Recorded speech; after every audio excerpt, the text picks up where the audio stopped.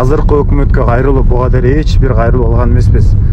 Бул жол Баткенге кетчү жолу, Кызылкыя, Ош, ал Оштон Кызылкыяга бартабыз. Ич ара саясатыңар токтопчу, элдин камын ойлосоңор, биз күтүп атабыз силердичи.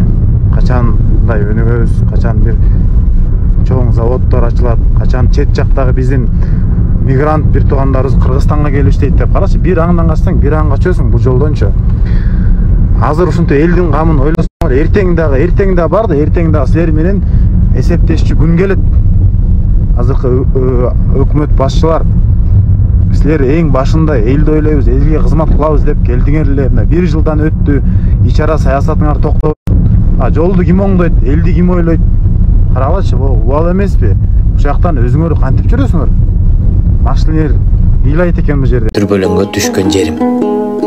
Кагылайын, суранамын менин элим. Өз башыңа оор күн түшкөн кезде эстеп койчу таштай салып кеткендерин.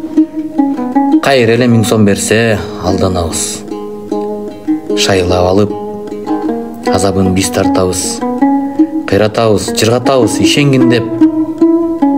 Убадасын уккандан тажабайбыз. Ойлон элим, келечегин сатпагын, сатып алып, азабына батпагын. Базарда койдун баасы өйдө турат. Эх, кыргызым, койчолуктай барт албадым. Мейли, саткын добушуңду арзанга. Алмаштырып келечекти акчага. Бирок билип койгон азабы катуу болот. Ошол күнү өкүнгөнгө кеч болот. Жаратканым берсе экен жазаңарды. Алыстатпай алса экен жаныңарды.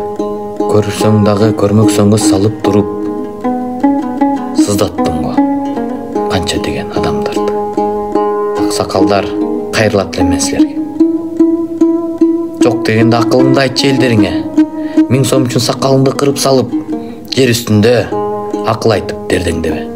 Бир стакан арагына бата берип, акыл айтып, жер үстүндө дердеңдебе.